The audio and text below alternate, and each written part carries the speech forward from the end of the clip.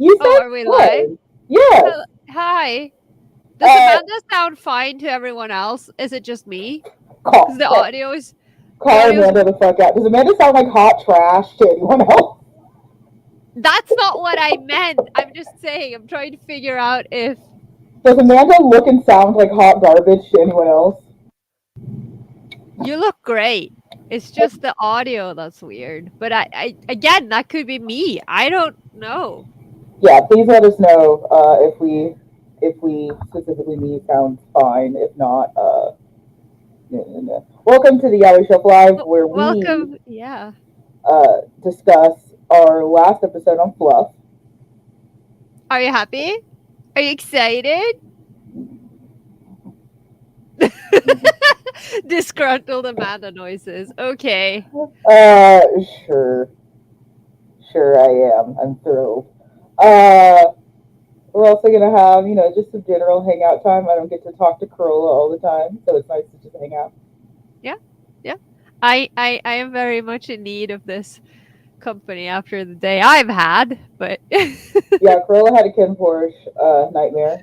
yeah, I had a Kin Porsche meltdown. I've been watching Kin Porsche for the majority of the weekend, the two lives, and I just came out of this bubble and I'm so sad because it's like now it's officially over.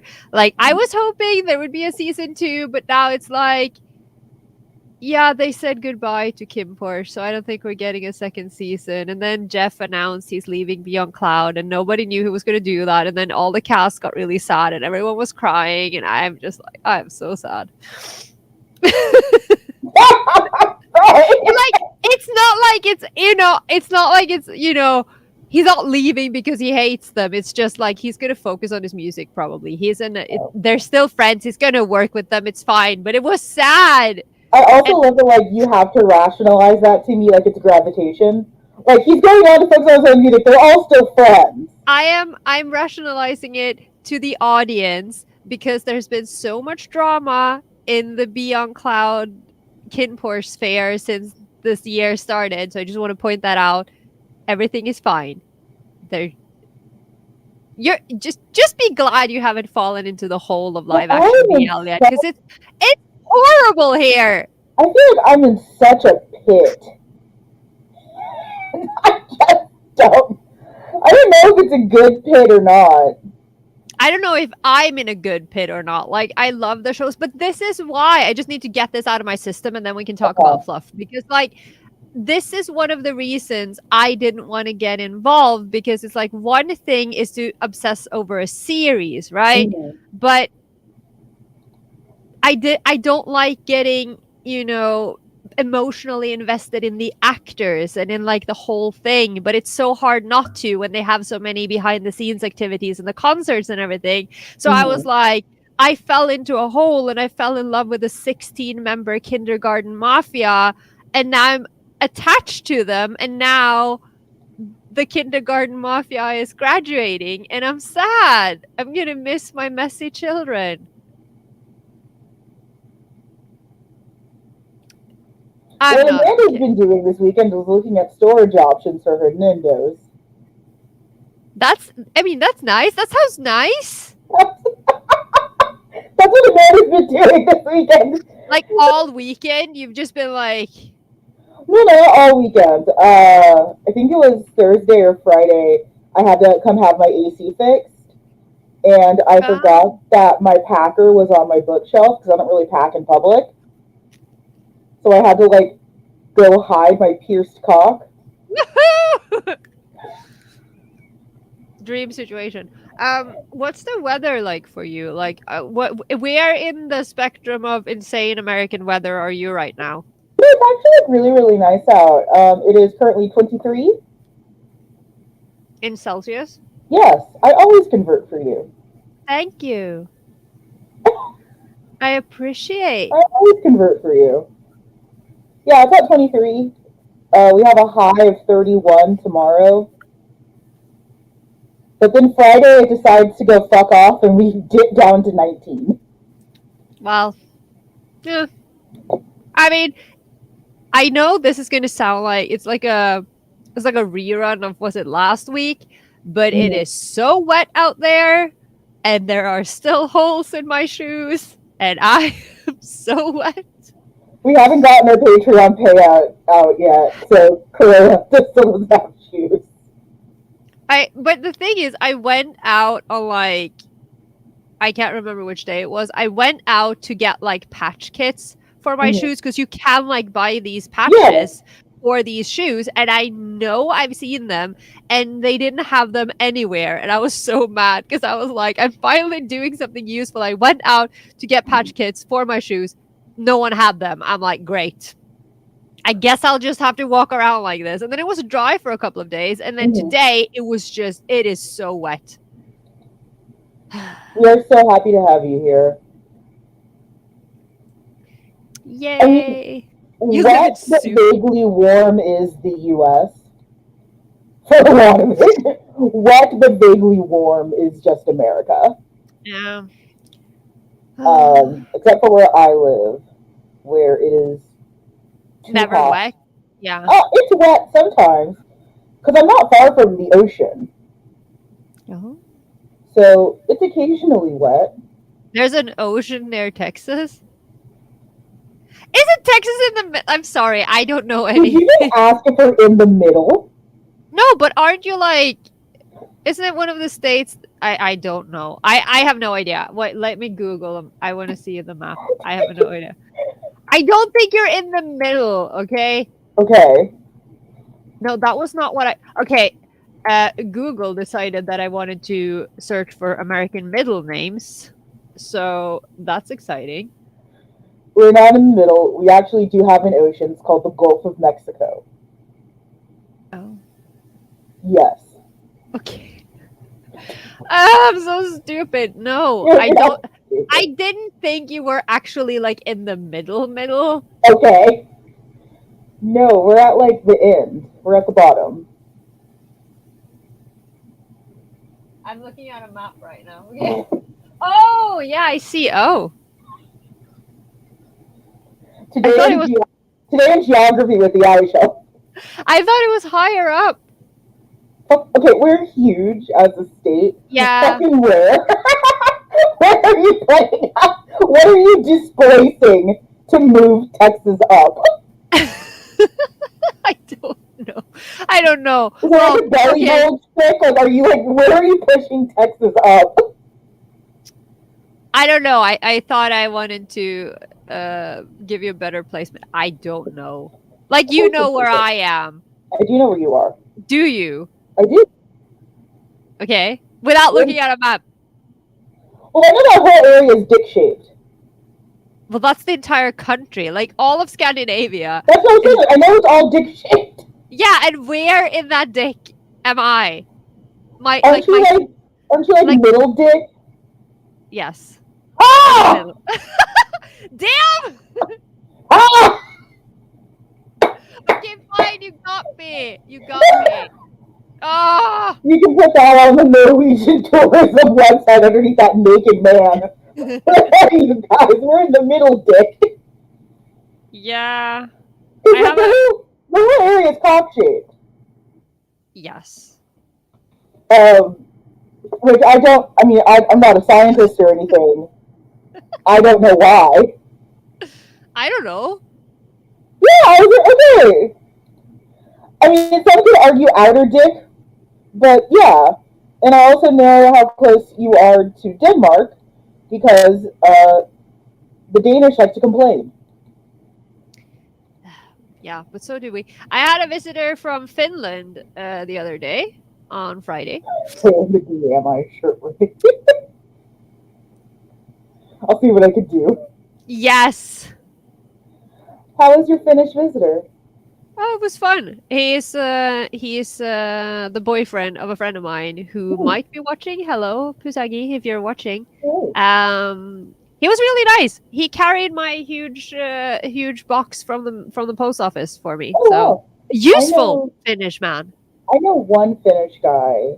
I know he's not watching. I met him on Gendo like 1,000 years ago. Oh, Gendo. He is an electrician, but he also has like a family farm. Oh. And he named one of his sheep after me. That's cute. And he's like the tallest, whitest guy I've ever seen in my life. Could like could do harm physically, but is just chill. Yeah. But you know, it's easy to be like super white when you live in places that have no sunlight.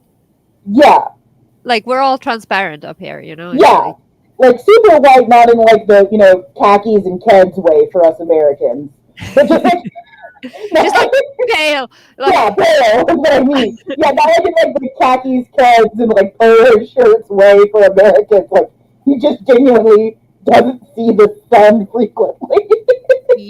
yeah.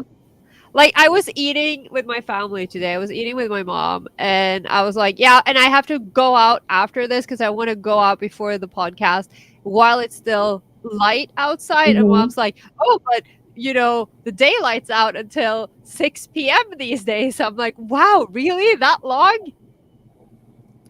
Listen.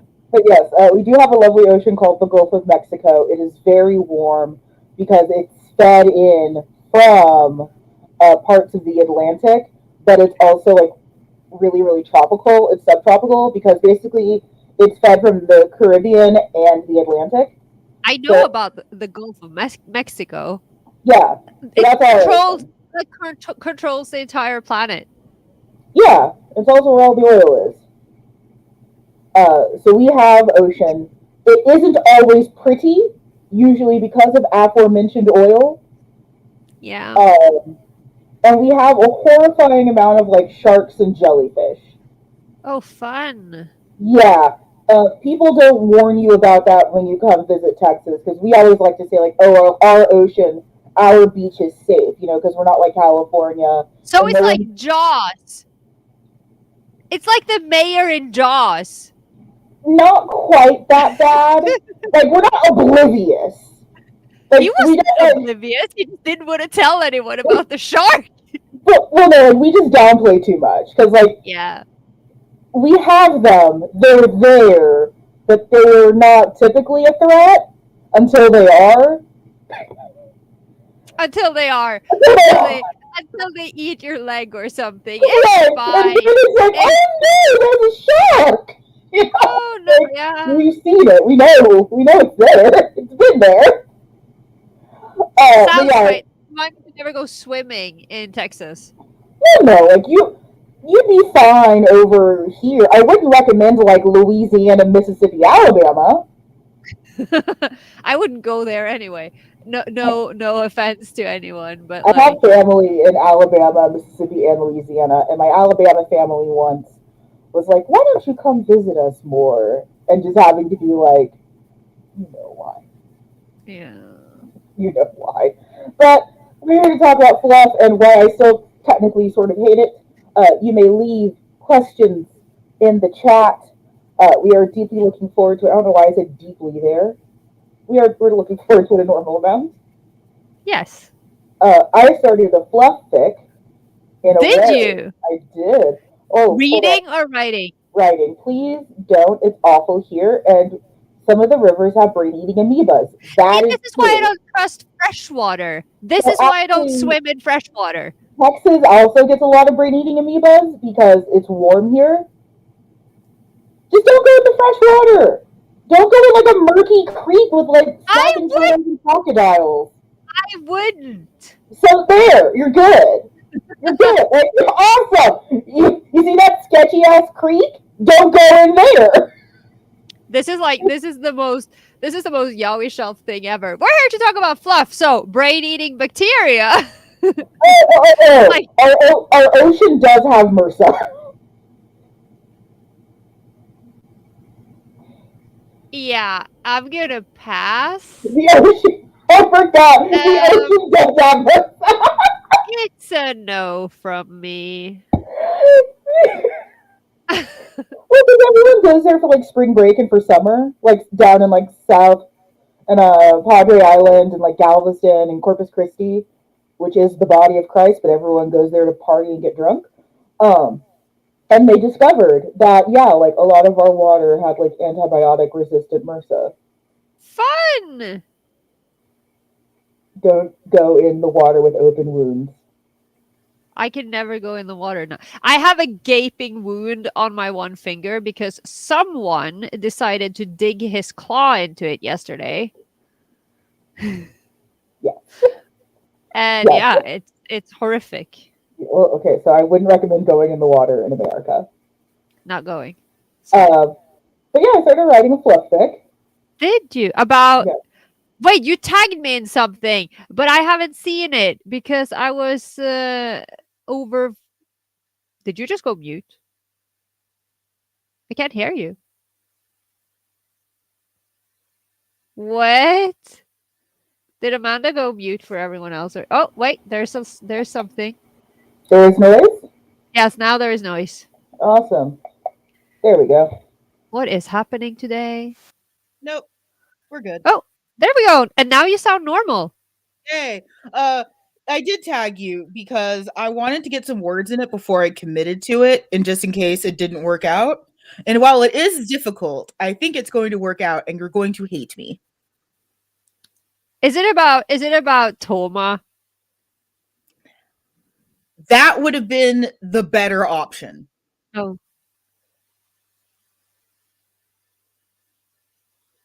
What is it?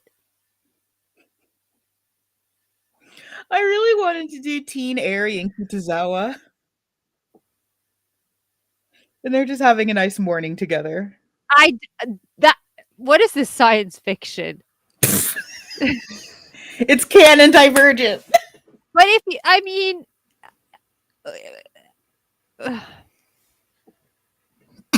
sure. I'm not gonna hate you. Like, here's the thing, though. Yes. Before he sold Yuki's ass literally to For a 10, bunch of for 10 thugs, US dollars. yeah, they seemed to have a good relationship, at least as far as Yuki was concerned, because he was young and stupid. Yeah. And so I might actually hate that less than if it was with Toma. I almost did it with Toma. Look at my smile just disappearing. I'm just like, no. I almost did it with Toma, and then I was like, how can I make this worse?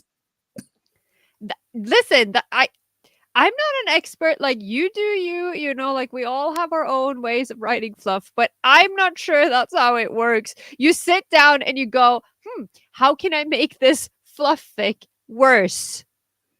I feel like that is how fluff works? There's the opposite. Is that not how fluff works? I feel like I mean, I don't know. It's not how I write fluff, but I mean, it's very soft between, a child abuser and his boy slut. he wasn't a boy slut yet, to be fair. Oh, I'm boy slutting Eri up hard. Okay. But I mean, no one said that sluts didn't deserve fluff, okay? I write a lot of fluffy sluts myself. It's nice. Shout out to the Jaded boys. Hurt Comfort is the best, though. I love Hurt Comfort so much. But, it's kind of like what we talked about in the main episode, where it's like the fluff and... Yes. Like, I think because both of us really like that balance. Like, I can absolutely sit down and read or write some, cute boyfriends doing cute boyfriend things. And like, that's all it is. But it hits extra good if it is accompanied by something horrible and painful. Right. And I think also that's one of the reasons why I chose the characters that I did in this instance. Because at least for me, one of the things that I love about fluff is when it is like objectively terrible people just having a nice time. Yeah. Like, they don't deserve it. They shouldn't have it. Or sometimes they do deserve it. Sometimes, it's people who are in bad situations, because they have to. Cough, Matt and Mello. But they're not bad people. They are not bad people. Yes, they are. No. Yes.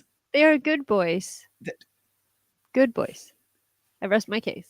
I'm not taking any further questions, Your Honor. It's like those memes where it's like, I am this person's lawyer, they're innocent. Yes. Okay, so Mello is a little bit sketchy, but Matt, actual cinnamon roll. Do not not talk to me or my emo gamer son ever again. He's fine. Everything is fine. He's so sketchy. No, he's fine. He's so sketch. But like I like that kind of stuff because every once in a while I do just feel, because as much as I'm really, really drawn to broken, awful, trash characters, like all of my anime likes have been dug out of a trash can. Yeah. Just This is actually true. I've seen your box of horrible men, and most of them came from a dumpster. You found them. They're not. I was scavenging around like a possum. And I drag these horrible men out. Like you went to the garbage room in Yes. in like your building and saw everyone else's trash that they'd thrown out, and you're like, yes. Yeah, that one I'm gonna... I went to an anime convention and after hours, and all of the people that threw away their trash husbandos, I just scavenged, and it's like, Yeah. oh, here's a good one. I was like Dr. Frankenstein, building, just scavenging. And it's like, and as with all, kind of discarded secondhand trash, there are some parts missing. And in these cases, like, it's usually like, the Empathy. conscience or empathy. Humanity. Like, yeah. I mean, but they, but they're in good shape otherwise. Oh, they're Like, in great they look shape. great. Just don't ask them to have human emotions. I mean, don't you think that's asking a bit much? Yeah. Like being Also, a super villain isn't hard enough. it's really hard. Yeah. Also, having to like put together how Kitazawa talks is killing me. Because we got very few lines of him like sober. Because like he's like a different person between drunk and sober. That was like the whole thing. And like the only like really sober lines we get of him are from Panda. And but is it... Wait. Let me check something. So I'm having a time and a half having to reconstruct his speaking pattern. It's not Panda though. Wait. Yes, it is. No, Panda is Tatsuha, Yuki, and Toma. Yeah, you get an intro of it that starts with Kitazawa and Eri. Really? Because I feel like... I don't know. I still don't know entirely if I want to consider it canon. Mostly because I just think it's awful, and but the timeline doesn't match. But that isn't even an argument because it's Murakami. Yeah, I mean, and I think, and I guess like what did I don't know why this became like a dirge on me writing fanfic, but what did attract me to it was how much Eri did love a lot of Kitazawa, and it was being sold that was the deal breaker. It wasn't anything else. It was being sold that was the problem. But I can see that though, like, because obviously he'd be like super... Welcome back to the gravitation shelf. Obviously he'd be super attached to him. Like, it's his first love. Like, you can't... Yeah, I'm not saying that's healthy. I'm just saying that's what happened. No, I'm not saying it's healthy either. I'm just saying that obviously, he'll feel super strongly, and you can put up with a lot of BS, especially when you're a stupid child and it's your first love. But then when your first love backstabs you and sells you like that, that would be traumatic. And for such a low amount, you could easily get a couple of $100 from Eri. I don't want to know. I had a thought, but I don't. You know how so much more money. Just to bring another thing that I don't talk about enough on this podcast into the mix. Banana fish. Because when Ash puts his reading glasses on, he looks like Eiri Yuki. And it's the wildest fucking thing. So if Kitazawa had sold him to different people, he could have gotten a decent price if Golzina had been in. I hate this conversation. I'm sorry I even opened my mouth. I'm sorry to everyone who tuned in. Time of her life. to hear us talk about Fluff, and here we are just like, oh yeah, selling innocent children on the black He market. wasn't a child then. And it wasn't a black market. It was an individual one-to-one prostitution instance. Okay, but I brought up banana fish, and that absolutely was selling children on the black market. I saw Gravitation when I was 10, maybe 12, and I feel like I forgot all of this. But did homeboys sell him for the price of a freaking burger at his stand at a high school football game? Yes. I honestly can't remember the price ever being mentioned. 10 USD, and it was for more beer because Kitazawa was a raging drunk. I feel like what the hell just happened? Amanda knows too many things about things, and this is how we'll talk about Fluff. Because somewhere there was a sensitive piano teacher in that man when he was sober. Sir! I I don't have a lot to contribute to in this conversation. I'm just glowing over here. It's like this is my zone. But yeah, ask us questions about the episode. We can talk about Fluff. We can talk about my current hyperfixation, which is Flacco the owl. What? So the Central Park Zoo had an owl escape. He's a Eurasian eagle owl. Oh, okay. And what ended up happening is he was too hard to catch. So the zoo just gave up and now he's just free. So now there's a Eurasian eagle owl in Central Park. And he's great. His name is Flacco. He's very big. And I love him. Is that healthy for him? At first people were really, really nervous, but he's doing okay. The owl? He's mostly being a menace to rats. Like, he's eating a lot of rats, but for the most part, he's just vibing. Okay. Because he was a zoo animal. Everyone was worried that, like, he wouldn't know how to, hunt and everything. But no, he's vibing.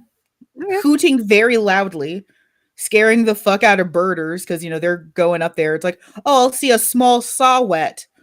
Or a barred owl, and there's this big ass Eurasian eagle owl. Okay. But, I compared Fluff to a dessert. And I think that still stands, is that I think sometimes it's just too sweet. And one thing that I find that I do a lot is that if I have like something sweet, I like getting something salty with it. Like, I'm a French fries and milkshake kind of slut. Okay. Yes. I don't like milkshakes, coming as a surprise to absolutely no one. I am a little surprised. Why? Well, I figured the whole like strawberry suichi motif. I'm allergic to strawberries. Is that allowed? No. No, what? It isn't. Is that allowed? It is seriously awful. It is the worst thing. It's like, I mean, I won't die. Okay. But it's like, I get rashes. Okay. And like this one time we went to a bakery and we got like Danishes, and on top of the Danish there was like these 3 super thin slices of strawberry, and I was like, I can eat this. This isn't even half a strawberry, you right? You cannot eat this. And I ate it, and it was like 15 minutes later, I have a spot on my arm that's like this big and like red as a lobster, and I'm like clawing my skin off, and I'm like, yeah, this was a mistake. So it's not fun, but I won't die. It's just that it's not worth it. That's fair. But I think that's kind of why, I appreciate Fluff with other things. I really like some good like post-coital Fluff. Like hateful sex. And then of course. Like the bridge there is like hateful sex between 2 awful men, and then somehow there's Fluff. Okay, got yeah. Then they just cuddle afterwards. I really like. I think this is a dynamic that I write a lot, because especially between two of my characters, because they are in a non-relationship. Like, they don't have a relationship, but they've been screwing each other for like 5 years, I don't know, Mhm. but they're not in a relationship. And and it's like whenever they do anything that kind of feels domestic, like that's the fluff, like when there Mhm. is some sort of trust and connection between them, Mhm. but in when they really they don't have it because they're not Mhm. a couple. It's not like a, oh, I love you forever, you're my baby kind of thing, but it's just like that little thing, like if there is a hug or if there is like a, no, I do like you. It's like that kind of dynamic. I really like that, and that feels fluffy to me. If it's like the smallest amount of like cuteness between two characters where everything Mhm. else is angst and Mhm. or smut. And that's kind of like, I really like that bit. Let's see. Does it still count as fluff if the fluff is violent in the bonding? My friends and I My friends and I taste in characters is a bit rancid, I'll admit. You're talking to literally a trash goblin, so I don't get to judge. I'm just trying to imagine violent bonding that isn't Omegaverse, but I'm not I going to kick it out of bed. I mean, it can still be soft, right? Like Are we doing like a killing stalking thing where it's bonding? define, like, I don't know if I want to bring, but actually no, We're this is killing the worst. stalking This is hurt the worst. comfort. Like, because you say killing stalking, and I'm like, that was not what I was thinking. But what I was thinking, because again, I've been in hell this weekend, was Vegas Pete, which, I am not a big fan because I hate Vegas, but for a lot of other reasons. But um that is kind of the same thing because Vegas does kidnap and tie up Pete, and then they end up in a relationship, which is surprisingly fluffy, even though it started out with violence. Yeah, Oh, yeah, like, okay. I can work with that. See, like that's the kind of stuff that I like yeah. because I'm a possum. No, but I think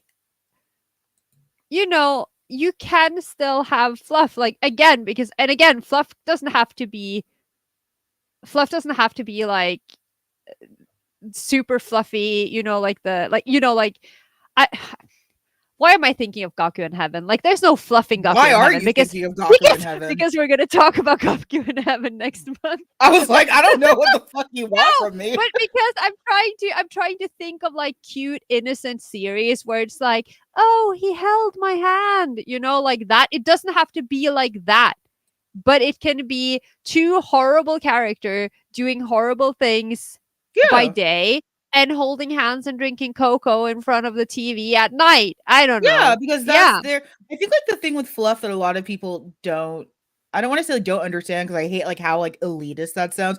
People don't get fluff. Shut up. Like I don't like that sounds We don't. I mean, honestly, we were just talking about flesh-eating bacteria. We don't get fluff. we don't. Let's be But let's like be honest. But like with anything, it's a spectrum that slides Yeah, yeah. per the series. So like, yeah, you can't compare the fluff of like, I don't know, Taki Aizawa and his bandmates. Mm, I didn't put him with Suichi. no, I didn't say anything. I felt it. I mean, I'm majorly soft for Makun of Ask, even though I think they're trash. Like they are trash, arguably. But I'm weak for him Yeah. because he's pretty Yeah, and and he's trash to Aizawa. yeah. But like, yeah, so like fluff between them, we imagine would be very, very different than fluff between other pairings because they're very different. Their circumstances are very different. Like I can't imagine certain characters being like, yeah, in like a Gaku in Heaven-esque fluff scenario where the most daring thing that happened is calling someone by their first name or After knowing fingers them for brushing. 15 years. Right. Like no, none of the pairings that I would write or super find interesting would have that be the biggest stake of the series. But, there are series that have that. We were talking in Discord a lot about Oron and Hmm. some of the places that Oron fell apart for some fans. And like that's a great place for that kind of shit. Oron had zero stakes. That's a perfectly good place to have some fluff that is like, oh no, our hands brushed and it's fine. But yeah, for some other series like that wouldn't fly, and like Maiden Rose or Lies or a Gentleman's Manners. Oh my god, can you imagine?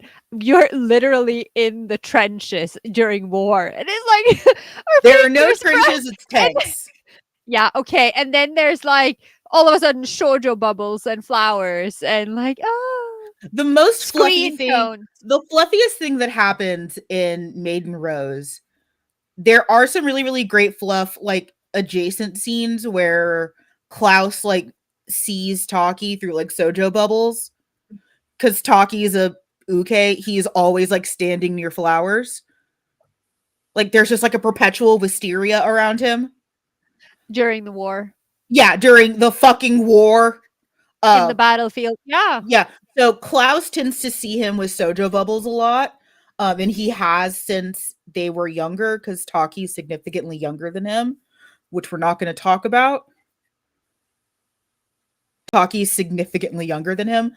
But the fluffiest thing that happens to them mutually is Klaus drives ahead into enemy territory on a motorcycle because he's amped up on amphetamines and he's fucking crazy.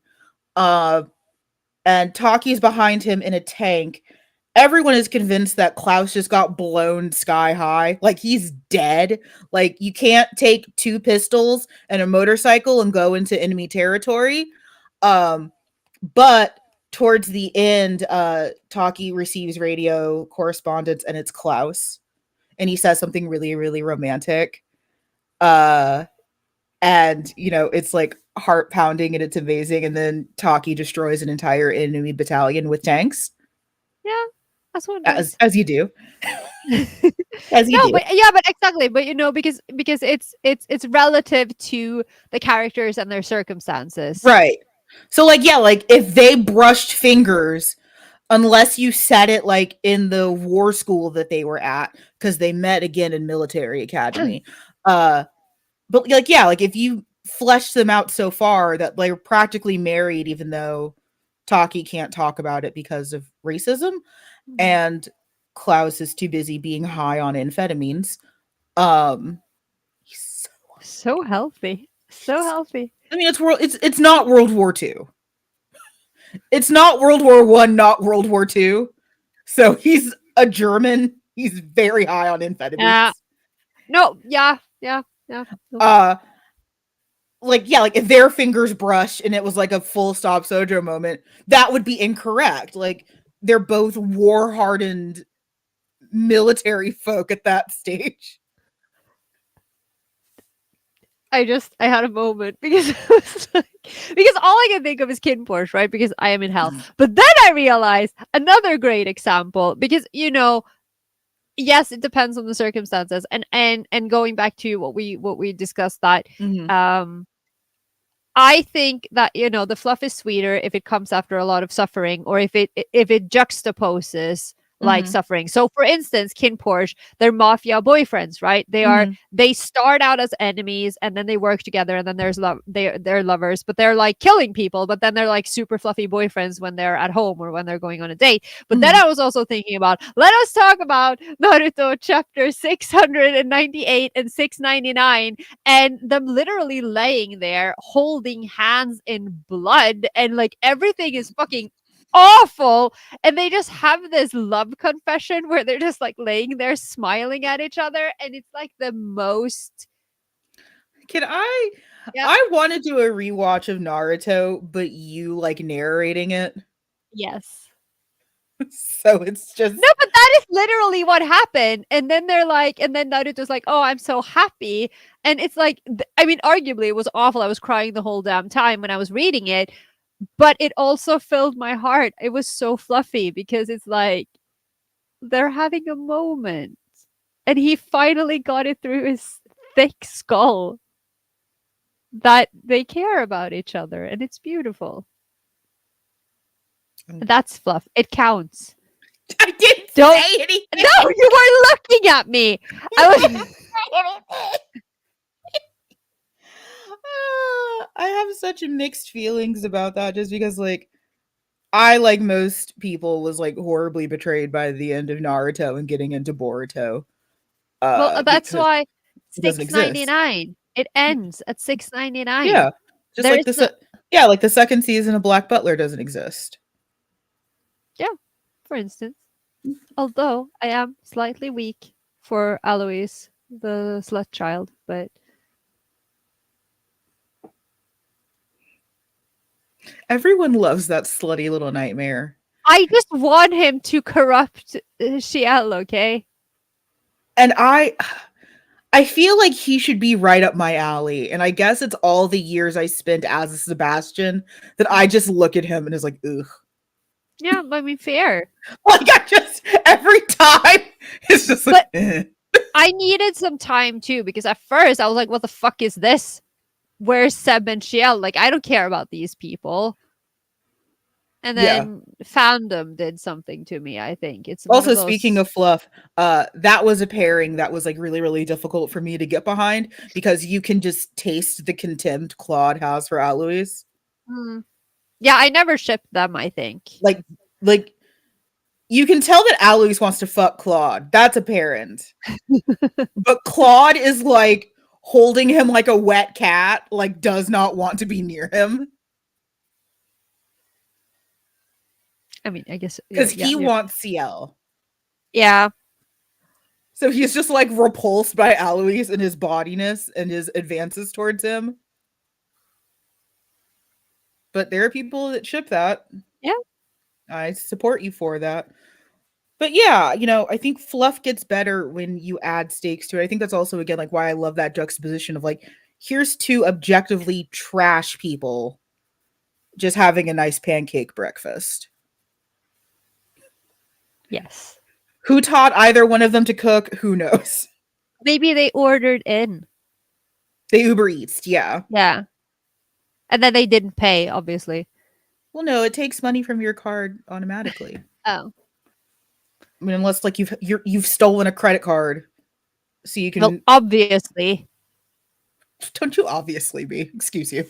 They're villains. I haven't watched Kubisco, but the ending of the anime I've seen and did cry. Yes, it was rough and emotional, but I still felt like Fluff, tragic Fluff, Shakespearean Fluff. Shakespearean Fluff is an interesting way to put it because I also think that a lot of people don't tend to put Shakespeare always in the right context. Like Romeo and Juliet isn't a love story, it's a cautionary tale. And a tragedy. And a tragedy. So when people are like, oh, you know, this when anyone writes like star-crossed lovers, like in modern terms, you know, they're doing a callback to Romeo and Juliet, but then they forget that that was bad. So they're not star-crossed lovers, they're just some hoes. They're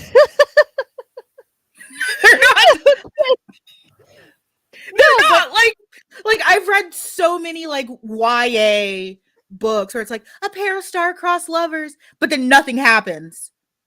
So they're just some children.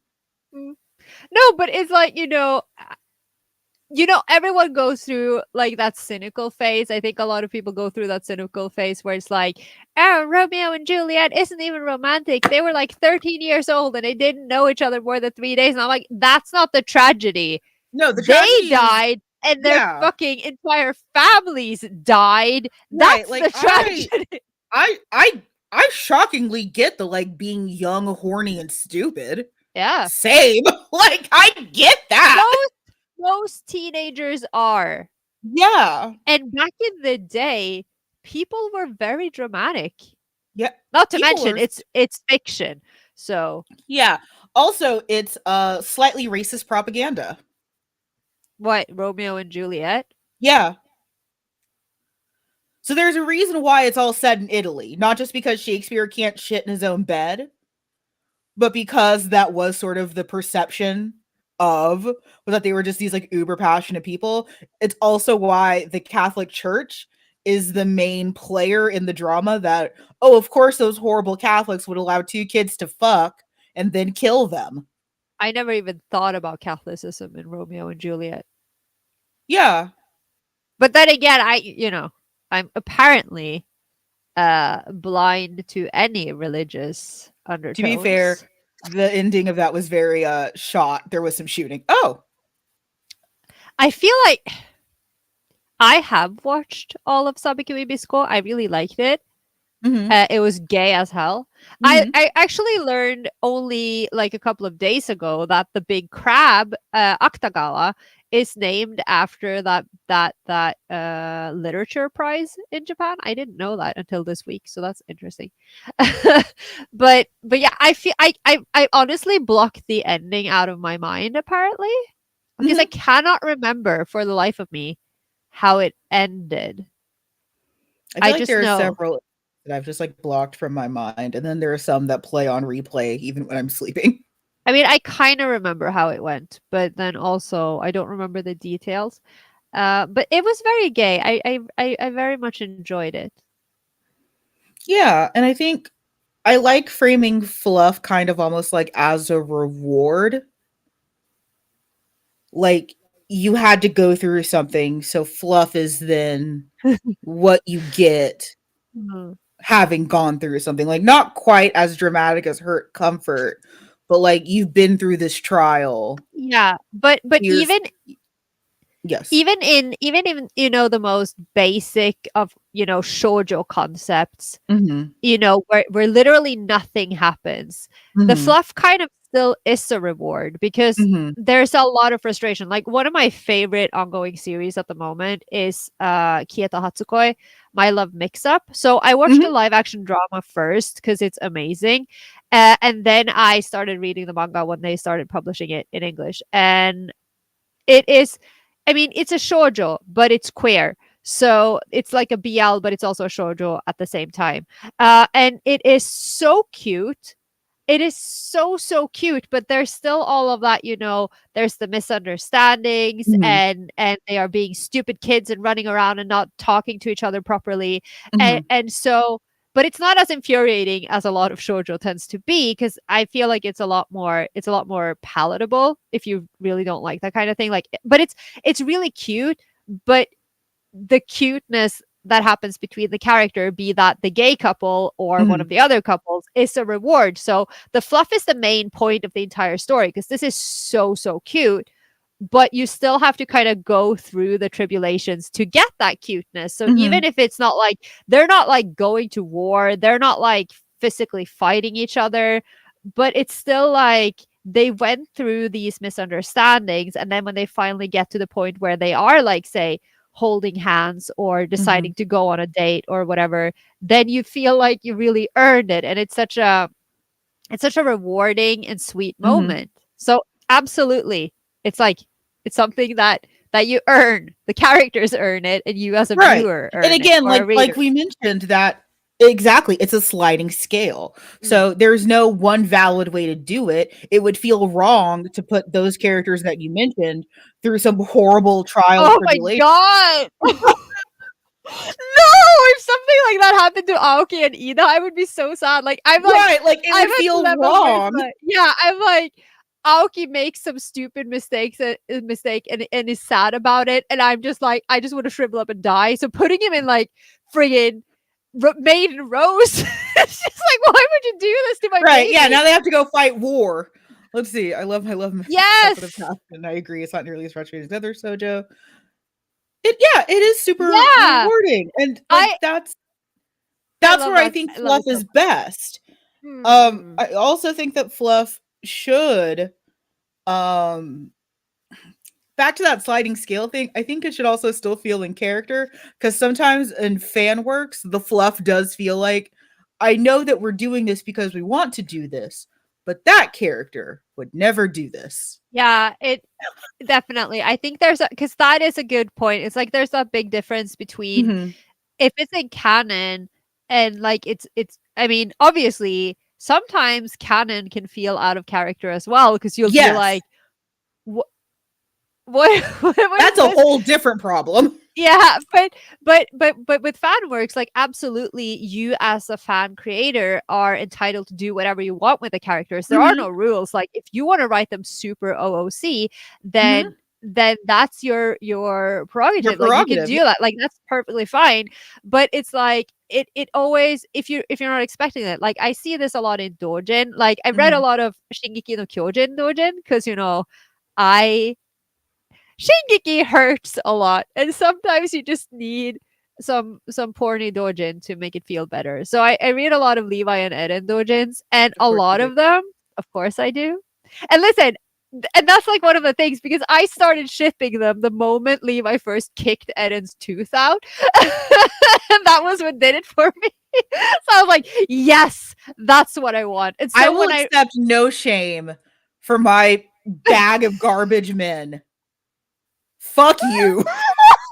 No. have you This. no, but have you seen that scene in the court, like in the first No, I season when don't he's like watch that stomping show. on him? It's like No. the sexiest.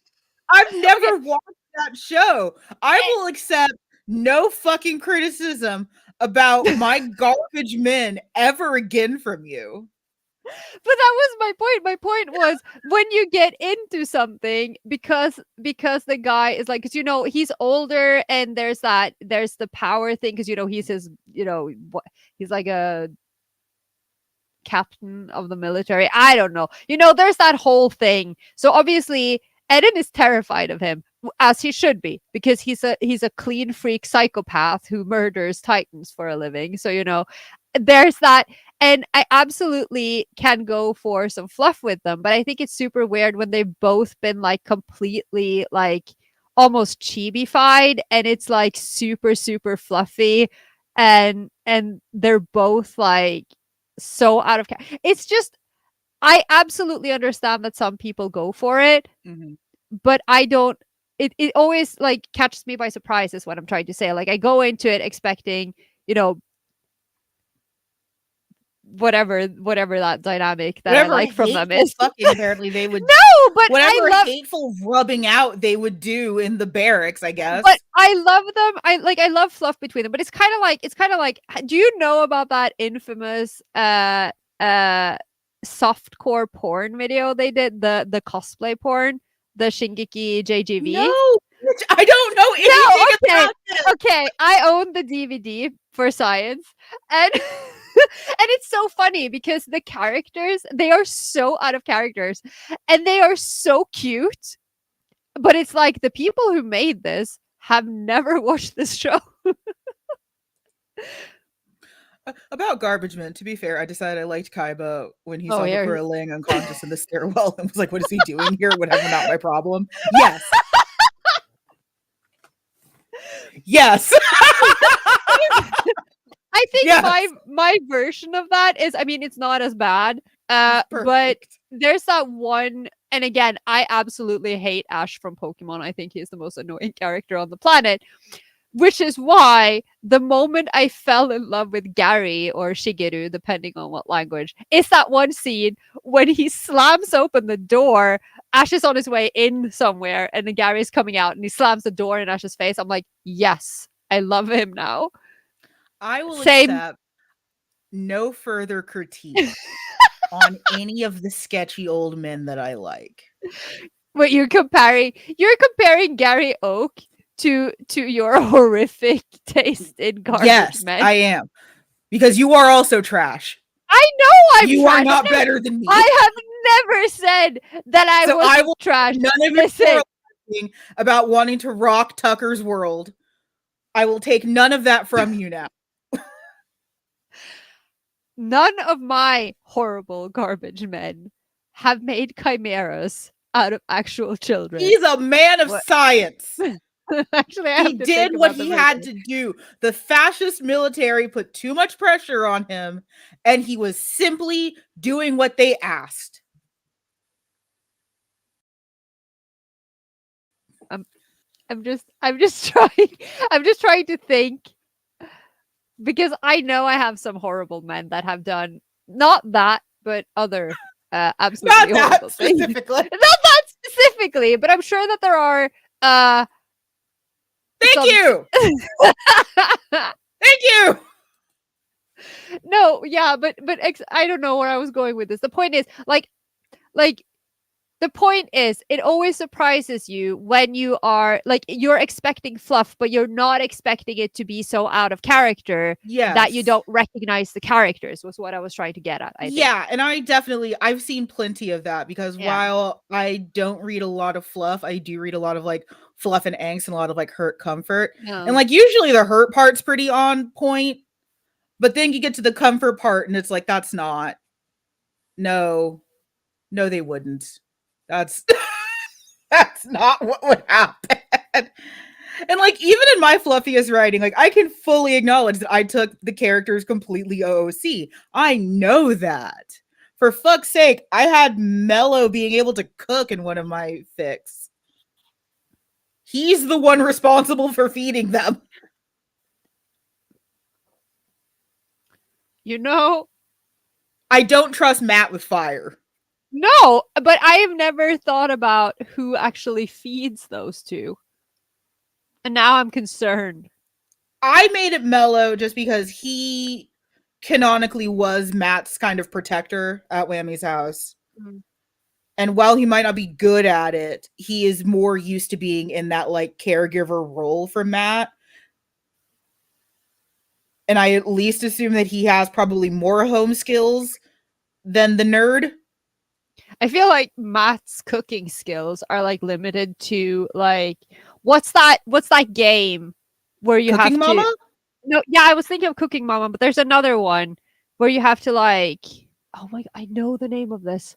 It's like a Switch game. Where you have to like get the plates out fast enough. Oh my god. Oh, I know what you mean. Yeah, that's Matt's only. I read a hurt comfort with Kaiba and Autumn, and the only way the fluff happened was because Kaiba had Yes! amnesia and forgot how to be a jerk. There it is. Oh, girlfriend. Oh, hi. Yes. Overcooked. Thank you. Hello. Welcome to the show. Welcome. Hi. Thanks for sneaking A in. And listening. celebrity. Notice how I'm not yelling at you for joining us today. Yeah, I was mad as hell when you did that. You thought I was yelling at some random listener, though, like at first. And then I was more upset when it's like, oh, that's the love of my life. It's just my girlfriend. It's fine. It's just Hi. my fucking partner. I was My even life- boring. My life partner, love of my life. Why are you here? What are you doing here? Who let you out? And then I was even more upset.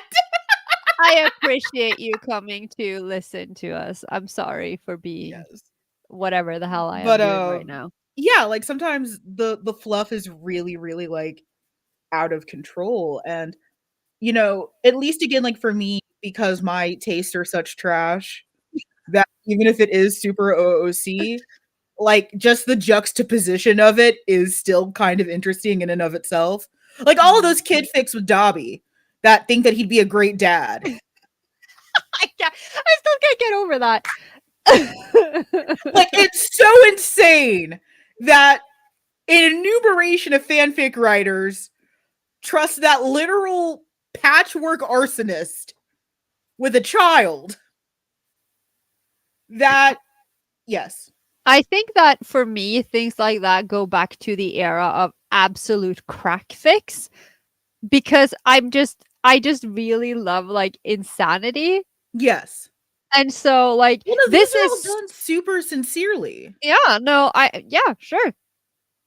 And again, like we are not I just want to underline immediately that just because we specifically we the two of us as a unit don't like necessarily reading your girlfriends here as a podcast unit. I don't know. Is this the Norwegian bus stop? Yes, it's the Norwegian bus stop again. Seriously, when are you gonna make a sticker? It's just like fuck you.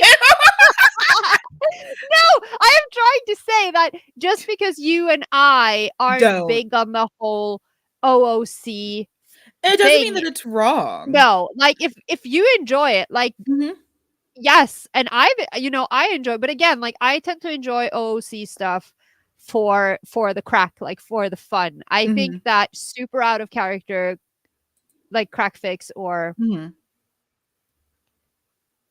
no, see, that's what I was saying. Dobby This is what I was telling you the other day, that when the My Americans favorite is talk about Dobby, the my villain. favorite was my best friend who was like, yeah, that one guy, Darby. It's like, yes, Darby. It's just, we've been talking so much at home lately about how, like, you can't always tell the difference when No. people speak in American and they talk about Dobby versus Dobby, the house Yes. elf, and then you get super confused. I'm sorry that I have an American accent that isn't entirely Texan until I get angry, and then I sound like Doug Dimmadome of the Dimsdale Dimmadome. But I also don't say Dobby the way that the British say it. I try, because I realize that the British put too many S's and C's in it randomly. In Dobby? I was being a shithead about the Brits. My ex is British. Why? But you're always like trying to defend fucking Denmark. Yeah, I also almost married a Dane. Ugh. What? Listen, 400 years. I'm telling him you said that. We're not even together anymore. I'm telling him you said that. I don't care. I'm Norwegian. I had a random Norwegian cuss you out. A random? To him. I'm a random Norwegian? To him, not to. I was gonna send you a TikTok, but I didn't know if it was too gay. It's two podcast hosts, and one is saying, I was hanging out with one of my other friends, and his co-host is like, you're spending a lot of time with this other person in your life. I don't like that. And it's like, we see each other all the time, like as co-hosts. And it's like, well, yeah, but like, do you miss me when I'm gone? Like, do you think about me when we're not recording? And I was like, this borders on just a little too gay, but also as a podcaster, can confirm. Yeah. Except, you are in a podcast relationship with someone who literally goes MIA for,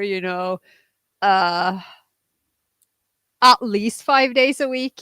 Yes. I can't remember the last time I was in our Discord. I'm sorry. But I have a lot. But I understand it, so I don't like get upset about it. Like, good. Like I've learned that it's a me thing. It literally has nothing to do with anyone else. Yeah. That you're like an outside cat. You'll come back when you're ready. Yeah, I'll come back when I'm hungry. Yeah, you'll come back when you're ready. There's no amount of like shaking a bag of kibble that's gonna bring you back before you're ready. But to be fair, I was gonna read through the conversation when I saw you tag me, but I had people over, so I couldn't do it then and there, and then it just disappeared. Because I do normally reply if people tag me. I just yes, you do. I just died. It's been a hard weekend. No, and that's I am so sad. Yeah, that's why I let you just like Carolla's doing Carola stuff. I don't have any questions. It's fine. You. But yeah, and I also I do want to mention when it comes to OOC, I've written a ton of OOC.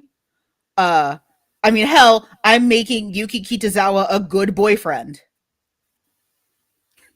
I'm just having a fucking aneurysm over here. I'm fine. I don't hate you. It's not you. It's him.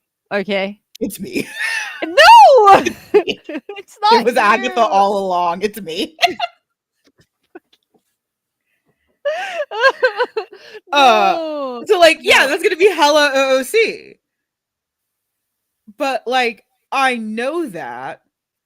Okay, I think I'm not trying to speak for you, but I think I know what it is. It's OOC, but it isn't.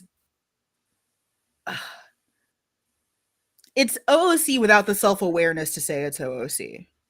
Maybe I don't know, because I can't even say that I don't. I mean, obviously, because I haven't read a lot of fan works lately. I've been waiting.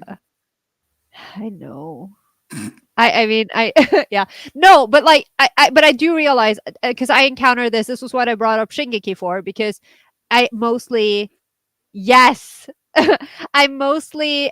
consume doujins when it comes to fan work, right? And that's why I brought up Shingeki, because a lot of Shingeki doujins are so OOC, but that's obviously because the gap is so large between the gravity of the insane canon versus like the fan works. Like, there's a huge difference between, oh, we're going out to murder titans, and then like just being domestic fluffy boyfriends at home. Like when it's set in the canon universe, because if it's like a high school AU, then it's different, Mhm. right? If it's like a college AU, a high school AU, whatever, like Mhm. they're not in that universe, then Right.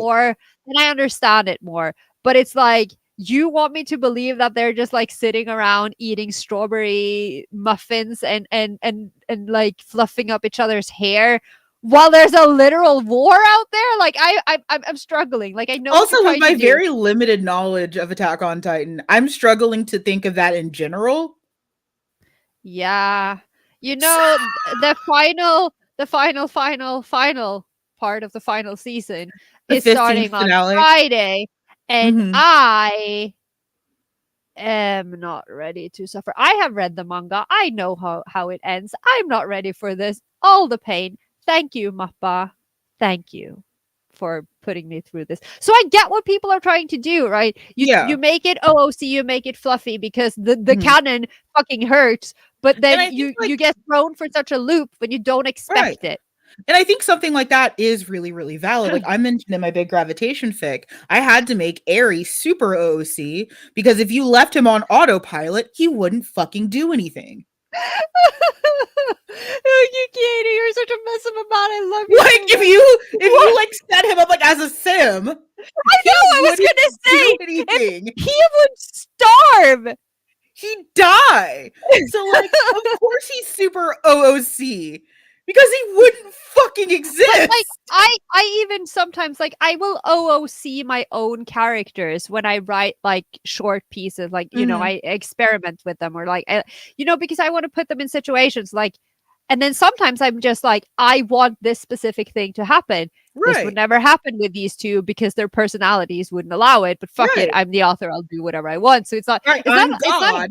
You yeah, know, you move pieces around. I'll do whatever the hell I want. Like there's nothing wrong with it. Absolutely No. not. And sometimes it's not even out of character. It's just, it's just fluffy. Like I don't even know where I'm going with this anymore. New canon areas of sim. Do some do anything distressed. Yes. Oh my god. The only Actually, yes. if you think about it, gravitation would make a lot of sense if it was set in the Sims universe, because it's like Yes. everyone's batshit insane. No one knows how to perform basic anything. There are Yes. random mecha pandas. Yes. People die and come back to life. It's like, yes, actually. Kitazawa has a child. Yeah. I yeah. Yeah.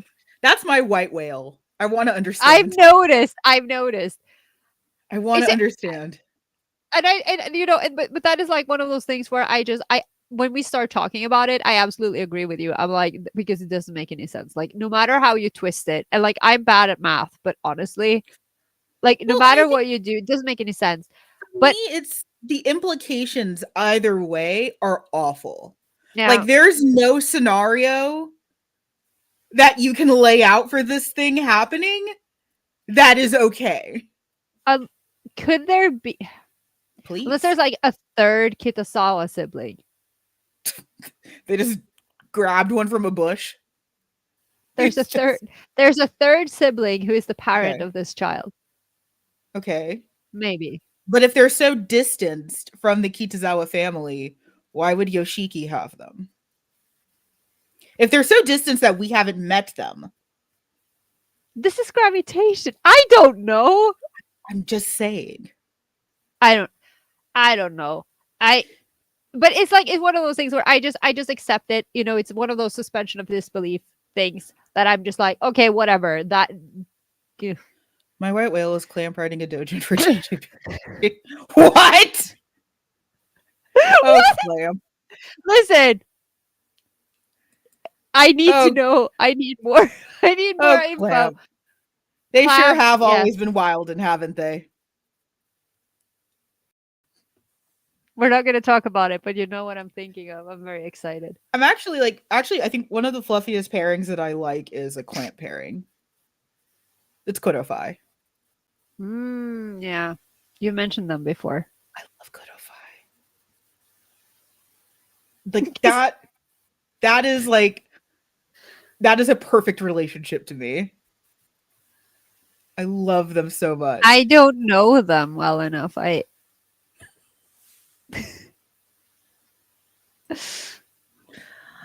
Like Phi is just a Wait, disaster.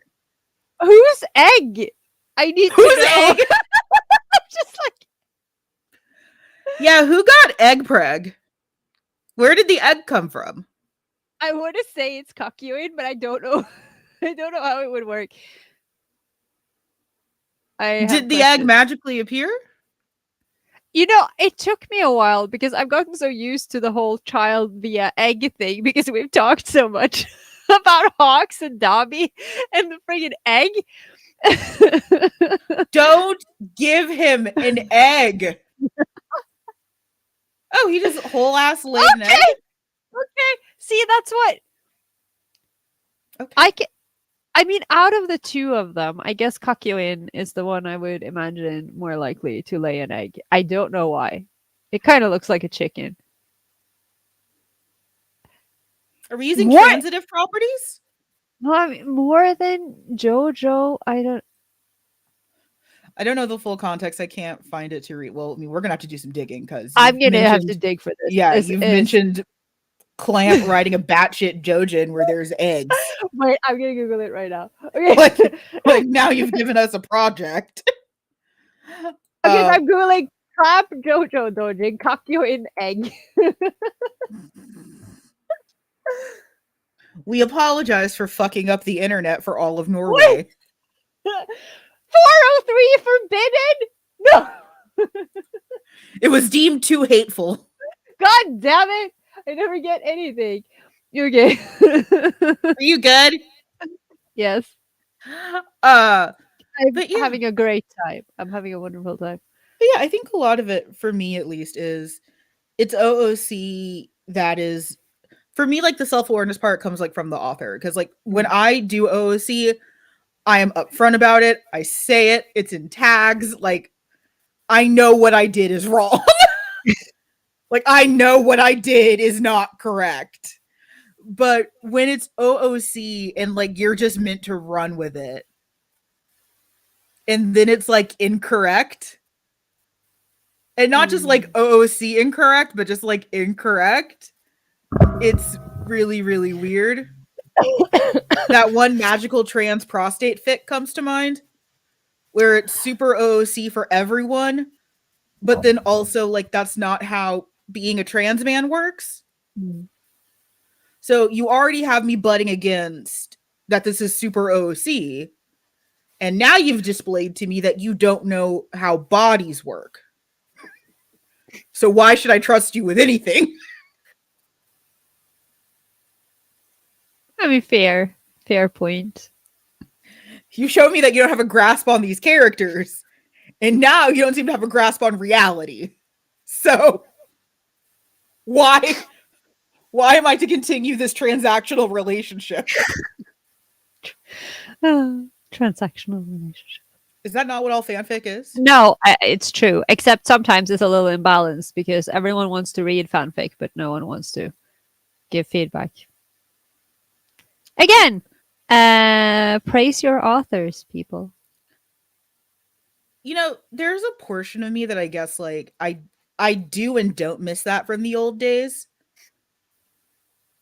Let's see. I think it's in Clamp in Wonderland 1994. Ah, yes, a fine vintage. A fine vintage 1994. I screenshot it so I can look it up later. What was I saying? It's gone now. Nothing matters. Yeah, It's gone. I've had a long day. Oh, girl is gone.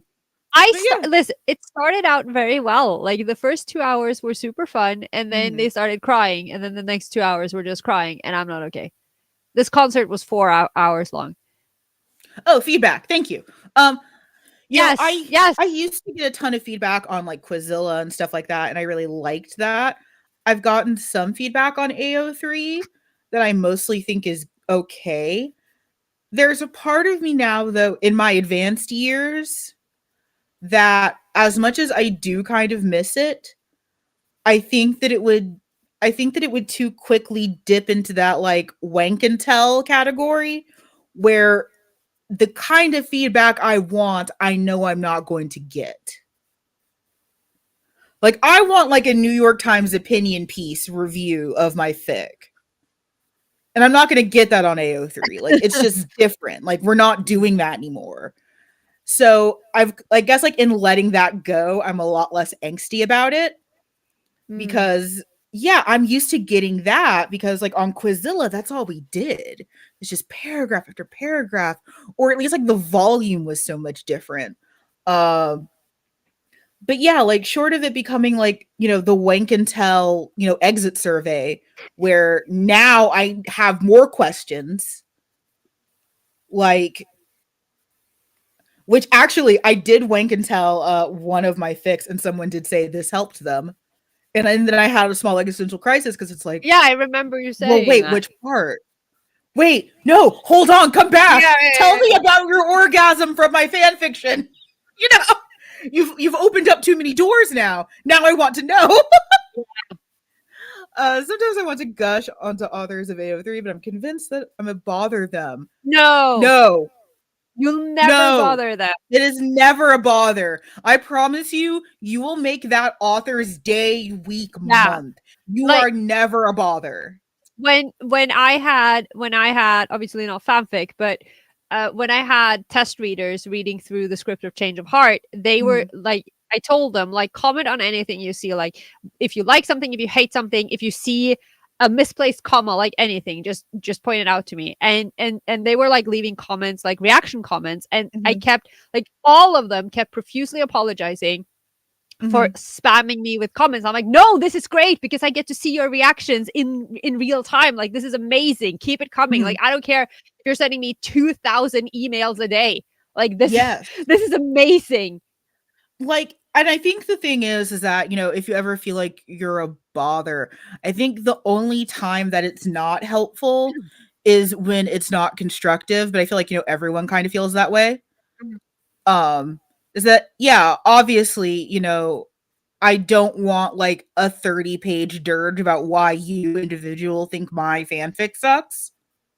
Yeah. Like I can take some constructive criticism, obviously, but I think like especially with fanfic writers, because we do so much of this for free, that we have a very low bar for like that level of vitriol, and there's so much lower investment of energy. Like hypothetically, if I bought Carola's book and I didn't like it, yeah, there's more investment of energy in there. I paid money for this. I waited for it to arrive.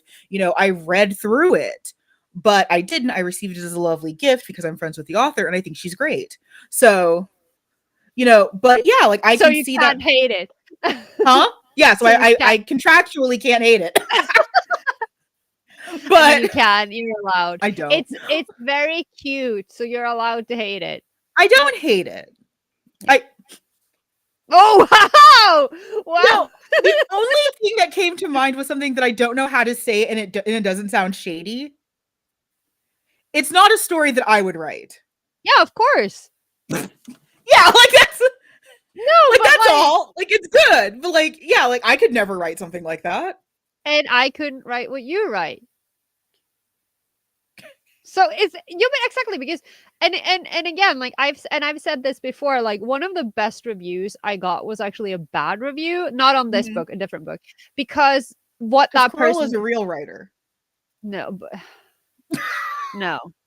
I don't want to talk about my writing habits. I haven't touched it. No, but there was a review once that was actually it was pretty, like, it was a bad review, but it was a well formulated bad review. So like everything that person didn't like in this story is something that someone else will like in a different story. So people can be drawn to bad reviews because everyone's taste is different, like right. Everyone doesn't like the same, everyone doesn't have the same style, everyone doesn't write the same, and that's fine, that's okay.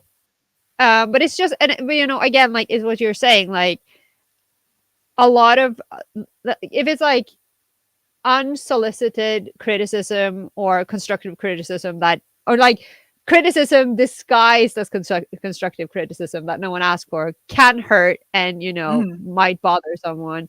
But a good, like, good feedback and like telling people what your favorite line or your favorite scene or anything was is Yeah, never going to bother never anyone. it's never gonna bother them. It's the most Like, amazing thing.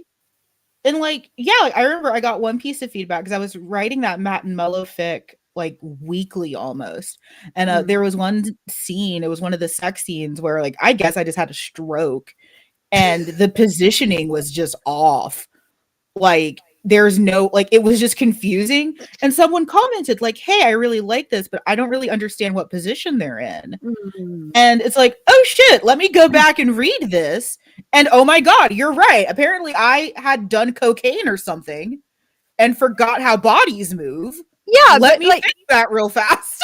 it's so hard sometimes. Like, I need to get, those dolls that like Yes. illustrators have to post. I need some of those so I can post characters, because sometimes I'm like, The amount "I- of times I is have it flung humanly myself, possible?" the amount of surfaces I have draped myself over to get an idea of, and I'm Yeah, 5'1", so I'm a bad model. But like the amount of surfaces I have draped myself over to see if that's like a stable platform.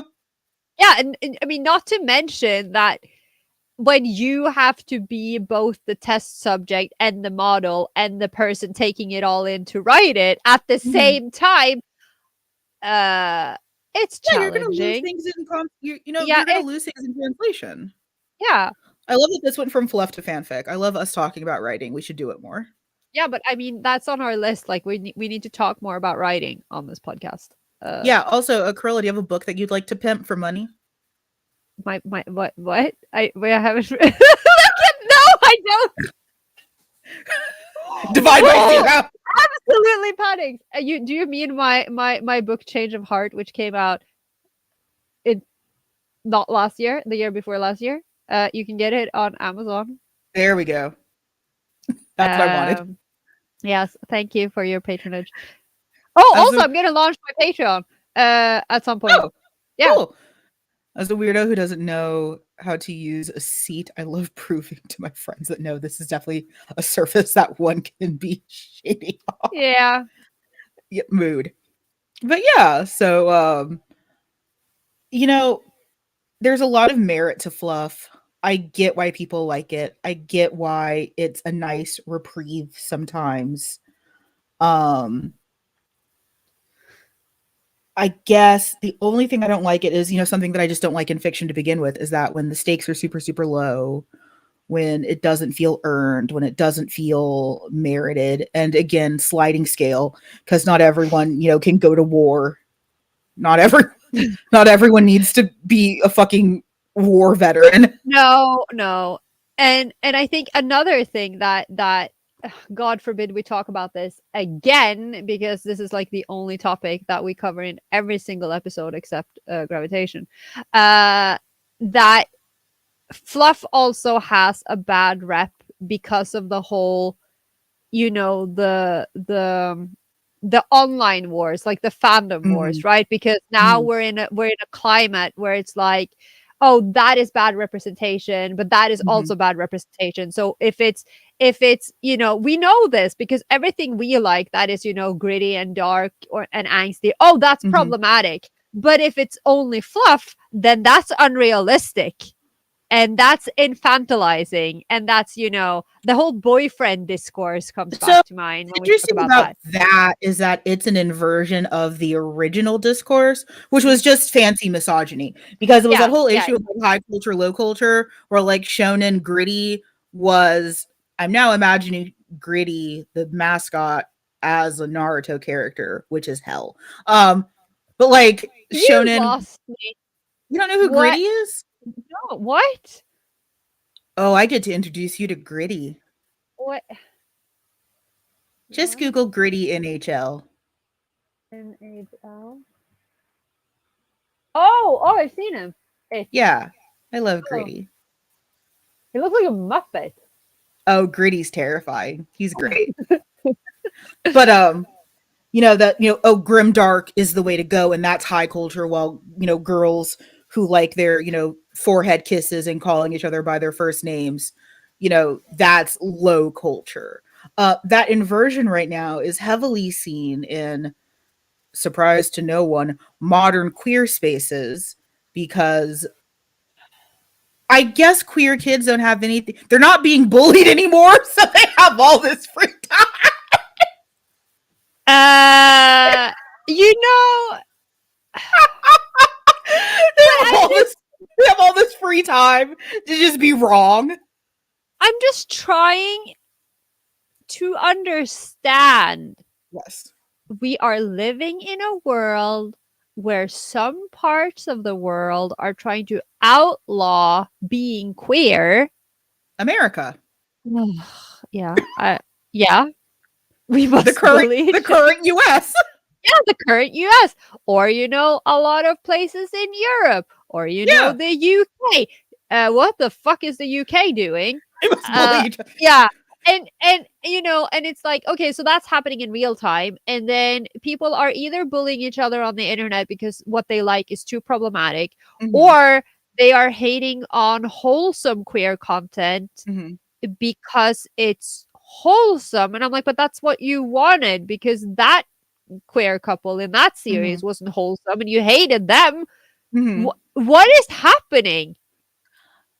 And You I feel know, like I think what I was going for here yes. was that I love all forms of queer content. Like, Mhm. hurt me, yes. Give me fluff, yes. I love all of it.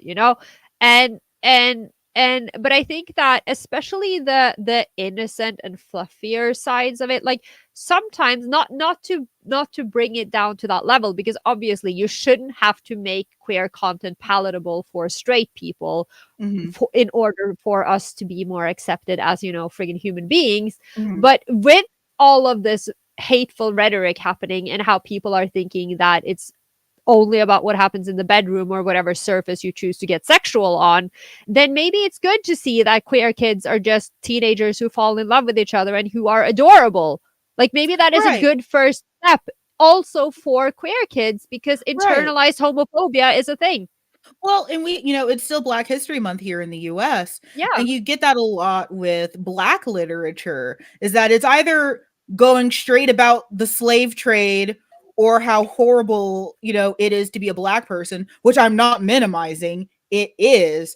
But then if you write a book where it's just, like some Black friends having a good time, that book gets bashed because it's like, oh, it's not cognizant enough of the Yeah. struggle. When it's like, you can be cognizant of the struggle and still go get pizza with your friends. Like, Yeah, you like, can do both. Like, so I you get didn't that a yeah, lot. just because you are a minority, it doesn't mean that you just have to sit around being sad and afraid all the time. Like, you get Right. to have a good time. And not to minimize those that do. That's Yeah, the thing. Because there are exactly. a lot of Black people who do not have the same privileges that I do, that Mm. do feel afraid in their community, that are afraid every time they walk out the door. That if they were to write a book or have the educational level to do so, because they're not afforded so because of the racist government we have here Mhm. in the US, that it would be this horrible, War of the Worlds like book about police brutality and racism and sexual violence. Yes, that's Yeah. valid. But that hasn't been my story, fortunately, Mm. because of aforementioned privileges. Yeah. And that doesn't make my Black experience any less. Like, Mm. realistically, no, I wasn't super bullied as a queer kid.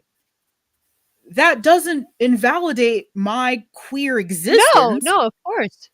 Let's see. I was trying to explain to my grandma why I didn't really read a lot of content by Black authors, because a lot of the time it was just super, super sad. Yeah, like, it's Yeah. rough. I also, for my literature podcast, we read The Narrative Life of Frederick Douglass, and it was rough because it's like, oh, here's a former slave, and those times were bad, and it sucked. Yeah. Like, I understand as a Black person why I should care. I'm not saying I don't care, but sometimes it's right. Like, you just want to be a funky little Yeah, wizard who, like, that's exactly. exactly. And Um, yeah.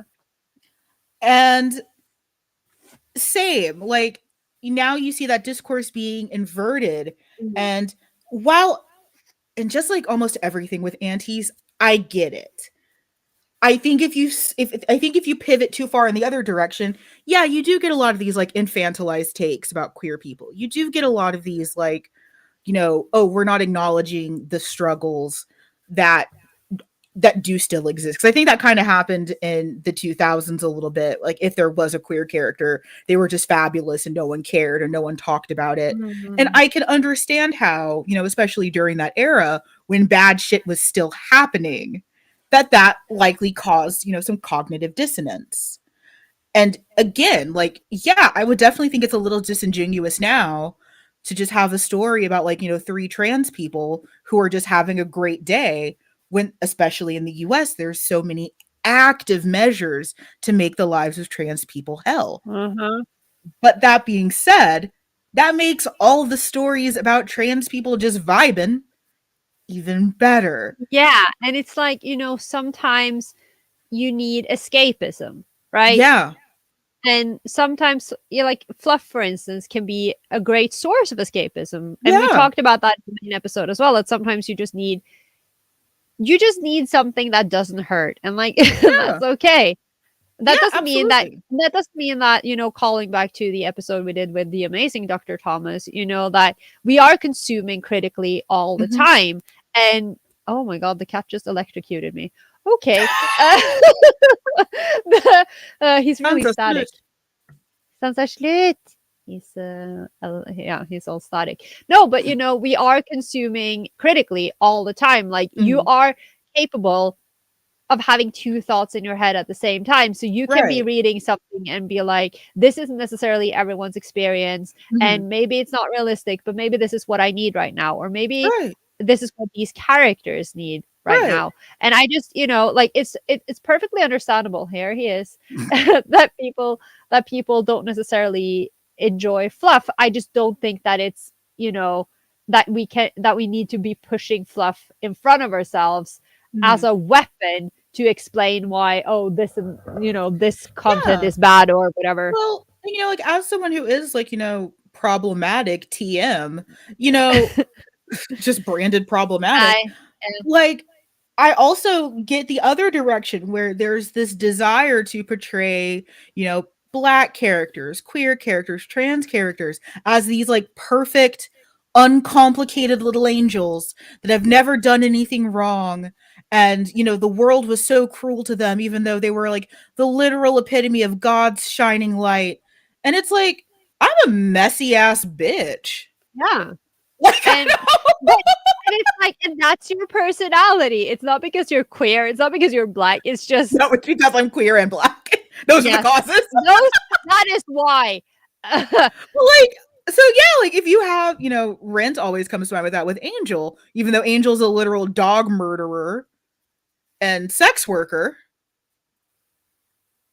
He is. Okay. He is. The movie especially makes him sound like he's just this. I mean, his name is literally Angel. That he's this, angelic, too pure for this world creature who floats off into that good sweet night because it's based off of La Boheme, but instead of it being tuberculosis, it's AIDS. Yeah. And I also get that in the other direction that like that's just as invalidating as having every story be this grim dark dirge of how someone is on a regular basis facing persecution and being chased through the streets with dogs. Yeah.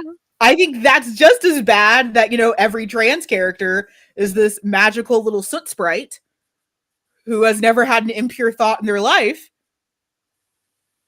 and is a perfect ball of sunshine. Mhm.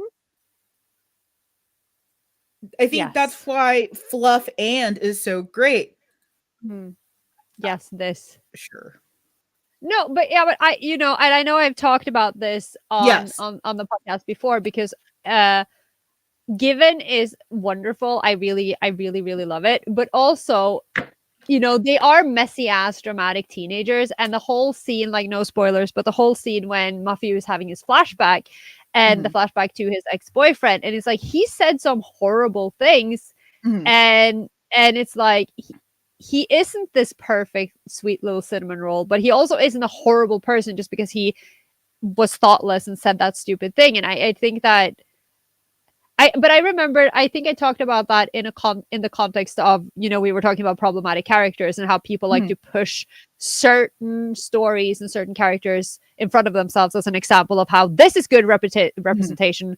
And then they would use Given, and I'm like, okay, yeah, but your sweet cinnamon roll sunshine Muffy also did some horrible things, but you're just like, not, that doesn't apply because it doesn't fit with your narrative. And that was Right. what I was talking about like then. But yeah, they are messy because people are fucking messy. All queer representation should come from twittering birds never fly. Every queer person can relate to Yashiro. Yes. Of course.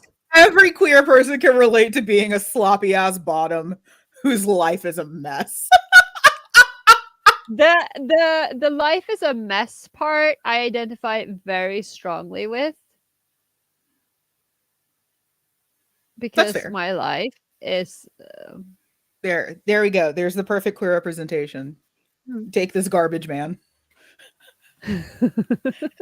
Take this literal murderer and his horrible boyfriend. And again, like it was pointed out in the chat earlier, murder boyfriends. I like murder boyfriends. I also like murder boyfriends. It's a good trope. It's a great trope. I love that trope. And murder boyfriends can be fluffy. It can be. It's a little terrifying, but it can be. Oh, thank you, Ring Light, for remembering that I'm African American. Thank you. My ring light is do you see the blinking? It's like it's not behaving very well. Occasionally my camera forgets that I'm a Black person and it will autofocus and I look like this washed out monster. I have not noticed. Which is still, there was one panel I did. I was in front of a window and the lights were off. So we had the blinds pulled because I had a presentation. And in the video, all you can see is my blonde wig and my teeth. Oh. Like, it's racist. Like, it's fully like, this is a hate crime. All you can see are my teeth and my blonde wig. It's hateful. Oh my god. It's a hateful thing. And I didn't notice until I went to upload the video. No, but of course not. How would you know? And then I'm looking at the video and it's like, guys, I think this camera hate crimed me. Like, this isn't good. And I'm just like a floating wig and teeth and opinions. Who were you cosplaying? Bok Chang. Oh. Well, no, yeah, well. I love that tiny man. I know you do.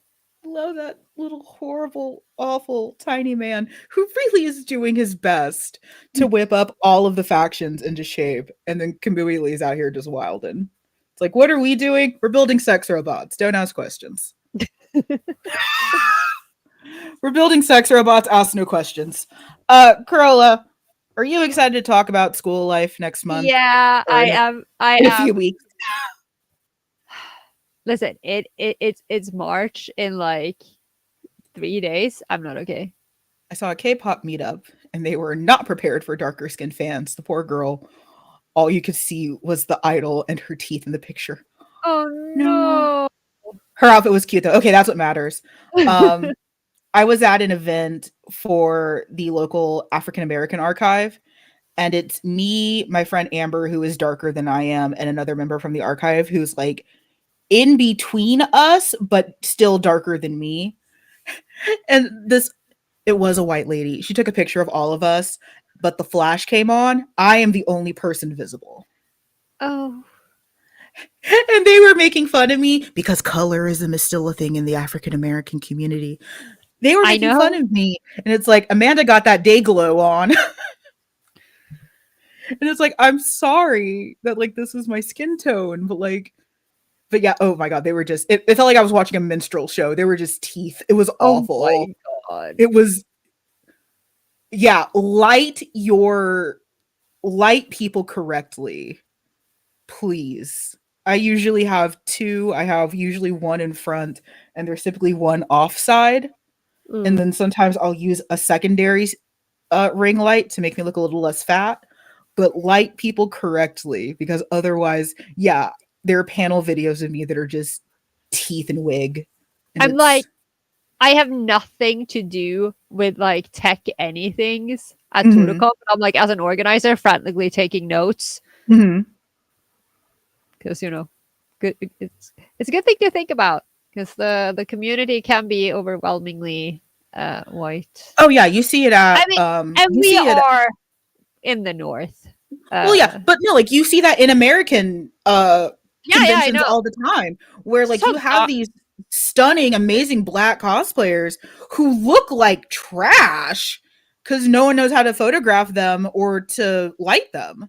Yeah, and and again, this could be because I'm an ignorant white person from a very white country, but it could also be because I know literally nothing about photography, or both. Choose your pick. But like I wasn't aware of this until I started seeing a lot of Black cosplayers talk about it on Twitter and making threads for cosplay photographers. As like a PSA. And I was like, I didn't realize that this was a thing because obviously I know nothing about photography. I don't know anything about lighting. Well, and it was one of those things that, as we wrap up, that there were no resources for because the only models we had, both figurative and literally, for cosplay were white, skinny women.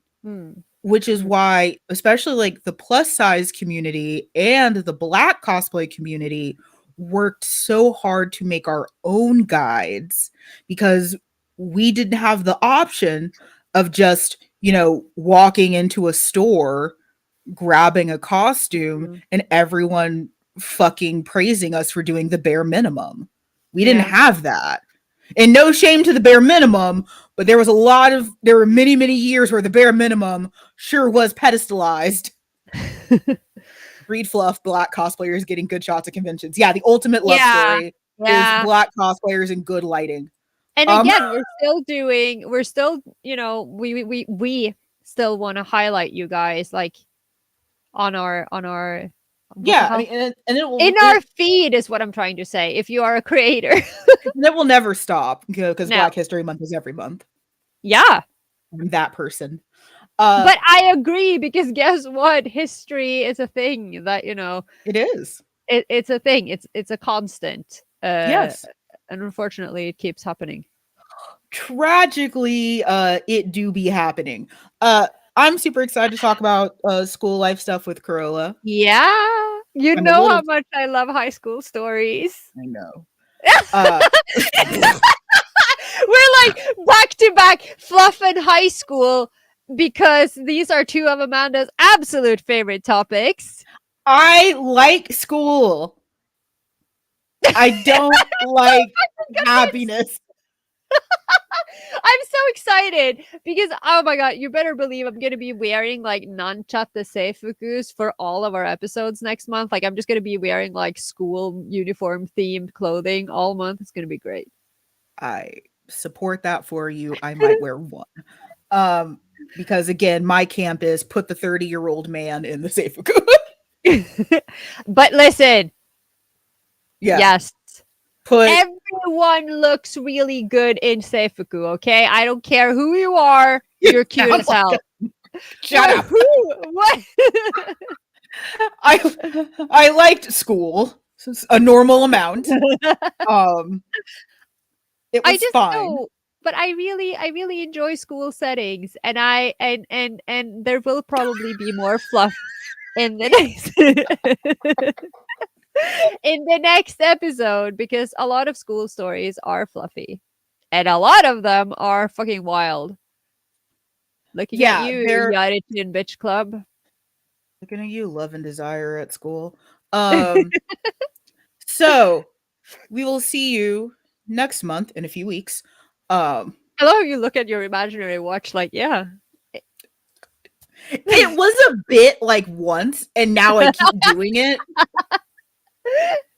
Like cute. One time it was a bit, and now it's just like, a weird thing. Oh my god. It's a part of the long con. Yes. You're just going. Yeah, because I don't really cosplay. I don't really like anime. I don't like video games. You're the biggest fake I've ever I'm not bisexual. No. I like Mitten. That kid. Are you even Black? Are you even human? No, I am 3 owls in a dress. God damn it! I knew it. No, that one. I am 3 owls in a dress. I knew it. Thank you so much for being here and supporting our chaos. Carola, would you like to tell the audience other ways that they can support us? You can become a patron and support us financially. Mhm. If and get cool benefits like our super unhinged Patreon videos, Patreon exclusive videos that are wild. Yes. They're actually really enjoyable. I do recommend. Also, there's cool merch made by our owls in the trench coats even. Yeah, multiple trench coats. Yeah, just not to 3 cover up owls. all the- Yeah, it's not 3 owls stacked up. It's 3 individual owls all in a trench coat tied together like a bunch of balloons. Yes. Well, I mean, the owls wouldn't know how to disguise like a human. No, they're just they're a just bunch of owls. We don't know They're what we're doing. doing their best. Listen. 3 owls got a degree and almost minored. These owls Yes. are great. Yes. So you get exclusive designs and looks into what we are doing behind the scenes sometimes. You can also support us by clicking the like and share and subscribe buttons here on YouTube and engaging in our Smash that comment like section. button. No, don't say it like that. And I can't be engaging in so the triggered. comments. No, I don't Okay. even know who that is. And then, join us on Instagram, join us on Mhm. Twitter, join our Discord server. We are the Yahweh Shelf everywhere. We sincerely appreciate all of you. I feel We do. like we simultaneously say that too much and not enough. But we appreciate all of you. Thank you for letting us be in our respective homes, an ocean apart from each other, talking about some of our favorite things. Which are all terrible things, which is Yep. great. Which are all awful. Which is great. Which is great. Which is great. Thank you so much. We will Thank see you in the next one. Bye. Back to school. Bye. Bye.